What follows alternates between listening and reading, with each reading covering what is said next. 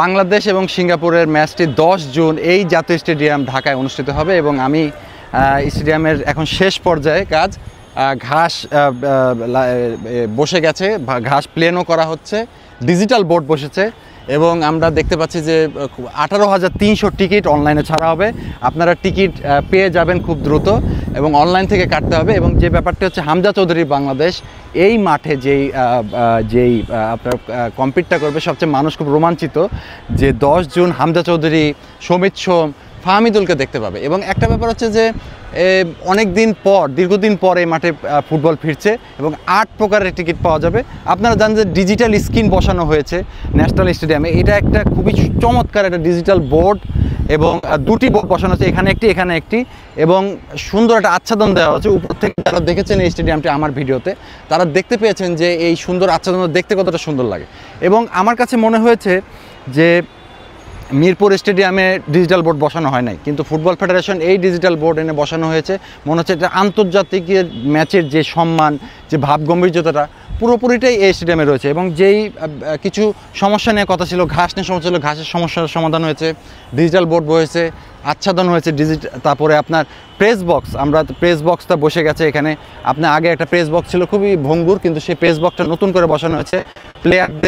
Player বসবে যে tent, সেই টেন্টেও নতুন চেয়ার বসেছে। প্রতিটি জায়গায় রং, মাধুর্য এবং সৌন্দর্যের লক্ষণ আমি দেখতে পাচ্ছি। এবং একটা ব্যাপার হচ্ছে যে বাংলাদেশ এই ম্যাচ জিতবে আশা করি, এবং বাংলাদেশ হামজা চৌধুরীর দেশের মাটিতে প্রথম ম্যাচ হামজা চৌধুরী জিতবে এবং বাংলাদেশকে এশিয়ান কোয়ালিফাই বাছাই উতরে সামনে নিয়ে যাবে। আমরা জানি যে পরের 2টি ম্যাচ, একটি হংকংয়ের সাথে সেটি এম এ আজিজ স্টেডিয়ামে হবে এবং সিলেটের সাথে ভারতের অ্যাওয়ে ম্যাচটি রয়েছে এই বছরেই।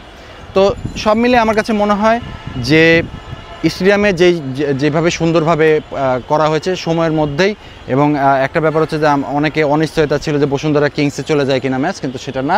10 জুন বাংলাদেশ এবং সিঙ্গাপুর এই মাঠে ফাইট করবে এবং হামজা 2 অথবা 3 তারিখে আসবে। 4 তারিখে একটি প্র্যাকটিস ম্যাচ আছে এই মাঠে, 4 জুন একটি প্র্যাকটিস ম্যাচ এই মাঠে রয়েছে, সে মেবি ভুটানের সাথে। এবং সেই ম্যাচটিতে প্র্যাকটিস করার পর তারপরে 10 জুন বাংলাদেশ অরিজিনাল ম্যাচ খেলতে নামবে। আপনারা জানেন যে ঈদের মধ্যে পড়েছে, কিন্তু তারপরে আমি আশা করি যে হবে। এবং আমি দেখছি যে এখানে ঘাসগুলো খুব চমৎকার লাগানো হয়েছে এবং খুব লেভেল প্লেইং, মানে খুব, এবং একটা জিনিস আমি ধরে দেখছি খুব সুন্দর এবং খুব সুন্দরভাবে করা হয়েছে। এবং আমার কাছে মনে হয় যে এর চেয়ে ভালো, বাংলাদেশের মাটিতে এর চেয়ে ভালো স্টেডিয়াম আর সম্ভব না।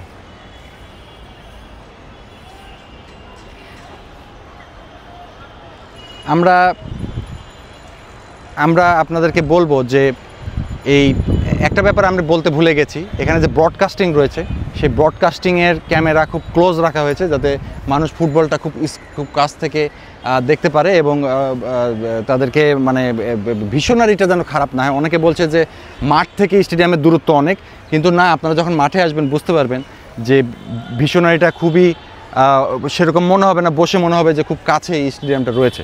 এবং একটা ব্যাপার হচ্ছে যে এই স্টেডিয়ামের যেই ধরনের আপনার 8 রকম বক্স রয়েছে, ওখানে ভিআইপিরা বসতে পারবে, ওখান থেকে একটা ভীষণ একরকম, এপাশ থেকে ভীষণ একরকম, খুব চমৎকার একটা পরিবেশ আমার কাছে মনে হচ্ছে। এবং আমার কাছে মনে হয় যে হামজা চৌধুরী তার দেশের মাটিতে জয় দিয়ে যাত্রা শুরু করবে।